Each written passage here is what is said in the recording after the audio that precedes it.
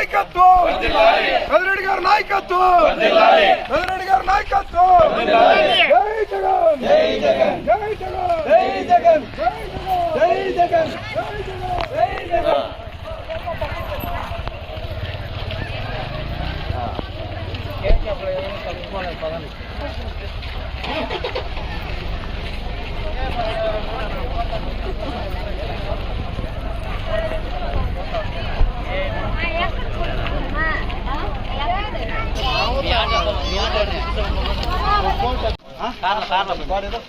అందరు నిలబెట్టి మొత్తం అందరు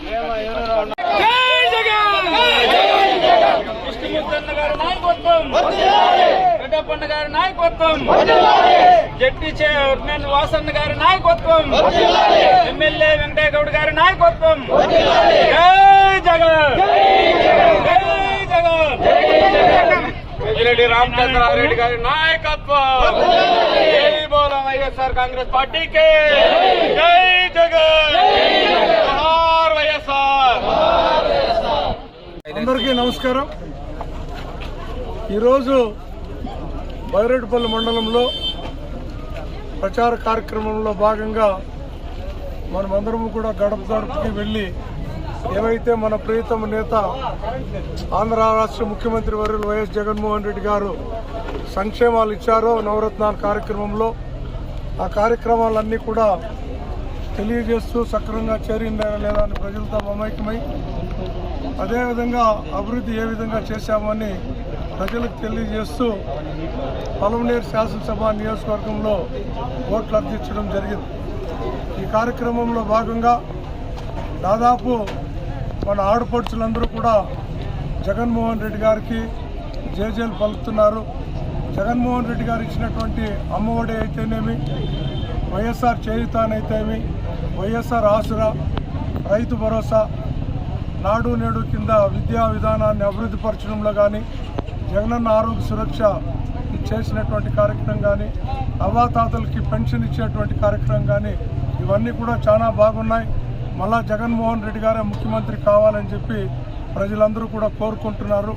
అందులో భాగంగా స్థానికంగా పలమనేరు నియోజకవర్గంలో వెంకయ్య గౌడ్ గారికి శాసనసభ్యుడిగా, రెడ్డప్పన్నకు పార్లమెంట్ అభ్యర్థిగా మనమందరము కూడా రెండు ఓట్లు కూడా కాను గుర్తుపైన వేసి గెలిపించాలని కోరుకుంటున్నాం. నిన్న చూసాం పెద్దిరెడ్డి రామచంద్రారెడ్డి గారి ఆధ్వర్యంలో కుప్పంలో ఏదైతే కేజే భరత్ గారు నామినేషన్ వేశారో కుప్పం శాసనసభ నియోజకవర్గానికి దాదాపు 50,000 జనం అక్కడికి రావడం జరిగింది. భరత్ గారు కూడా తిరుపతి గంగమ్మ గుడి ఎదురుగా నిలబడుకొని తెలుగుదేశం పార్టీకి, చంద్రబాబు నాయుడుకి సవాల్ విసరడం జరిగింది. వాళ్ళు దుష్ప్రచారం ఏం చేస్తున్నారంటే పక్కనున్నటువంటి కర్ణాటక, తమిళనాడు రాష్ట్రం నుండి జనాలు తెచ్చారు, వీళ్ళంతా కుప్పం వాళ్ళు కాదని చెప్పి తెలుగుదేశం వాళ్ళు ప్రచారం చేస్తే తిప్పికొట్టే భాగంలో తిరుపతి గంగమ్మ మీద ప్రమాణం చేస్తూ కుప్పం నియోజకవర్గం ఒక్కటే ఈ ప్రజలు వచ్చారు, మేము వీడు ప్రమాణం చేస్తున్నాము, వీటికి ప్రమాణం చేయడానికి రాగలవా అని చెప్పి తెలుగుదేశం పార్టీ వాళ్ళని కూడా అడగడం జరిగింది. కుప్పం నియోజకవర్గంలోనే చంద్రబాబు నాయుడు ఓడిపోతూ ఉన్నాడు. రాష్ట్రం మొత్తం మీద 175 నియోజకవర్గాలు కూడా వైఎస్ఆర్ కాంగ్రెస్ పార్టీ జెండా ఎగురవేస్తూ ఉంది. అలాగే 25 పార్లమెంట్లో కూడా జెండా ఎగురవేయబోతున్నాం. రాబోయే కాలంలో వాలంటరీ విధానాన్ని తొలి సంతకం చేస్తామని చెప్పి జగన్మోహన్ రెడ్డి గారు చెప్పారు. వాళ్ళు ఉంటేనే ఈ సంక్షేమాలంతా కూడా గడప గడపకి చేరుతాయి, వాళ్ళు లేదంటే సంక్షేమాలు ఆగిపోతాయి. కాబట్టి ప్రజలందరూ కూడా దీన్ని గమనించాలి. జగన్మోహన్ రెడ్డి గారు ముఖ్యమంత్రి అయితేనే గ్రామీణ ప్రాంతాల్లో ఉండేటువంటి సచివాలయ వ్యవస్థ కానీ, వాలంటరీ వ్యవస్థ కానీ ఉంటుందని చెప్పి మీ అందరికీ తెలియజేస్తూ, ఈ సంక్షేమాలు కావాలనుకుంటే జగన్మోహన్ రెడ్డి గారు ముఖ్యమంత్రి కావాలి, వాలంటరీ వ్యవస్థ కావాలనుకుంటే జగన్మోహన్ రెడ్డి గారే ముఖ్యమంత్రి కావాలి, సచివాలయ వ్యవస్థ ఉండాలంటే కూడా జగన్మోహన్ రెడ్డి గారే ముఖ్యమంత్రిగా ఉండాలని చెప్పి మనమందరము కూడా కోరుకుంటూ, జగన్మోహన్ రెడ్డి గారికి మన ఆశీర్వాదాలు ఇస్తూ స్థానికంగా వెంకయ్య గౌడ్ని, రెడ్డప్పన్ గారిని గెలిపించవలసిందిగా కోరుకుంటూ ఈ అవకాశం ఇచ్చిన మీ అందరికీ కూడా ధన్యవాదాలు తెలియజేస్తాను.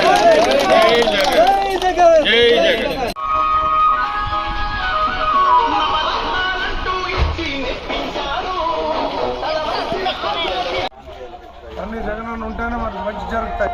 గ్రామాలంతా అంతా 2 ఓట్లు ప్లాన్ చేయండి.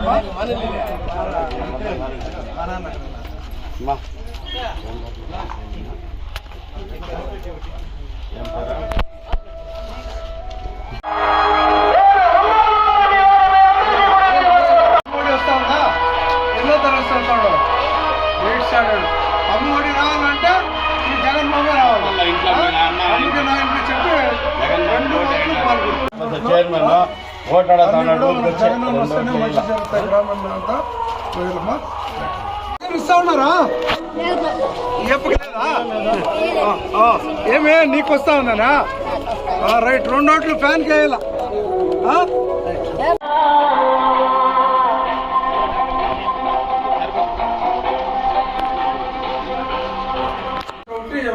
రెండు ఓట్లు ఫ్యాన్కి వెళ్ళా.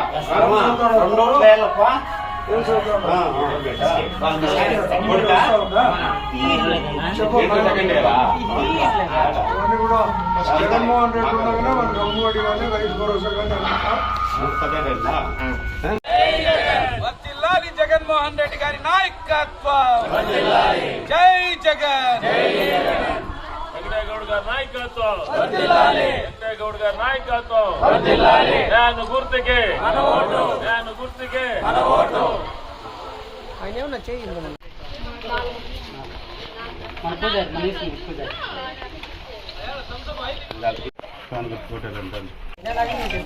జగన్ కోట వెళ్ళా.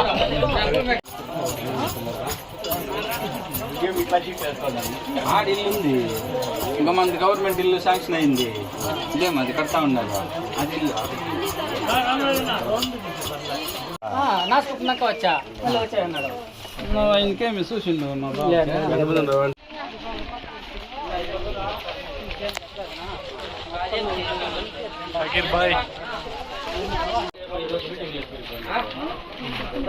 గుడితో ఒకటి సార్ చేసేది లేదు.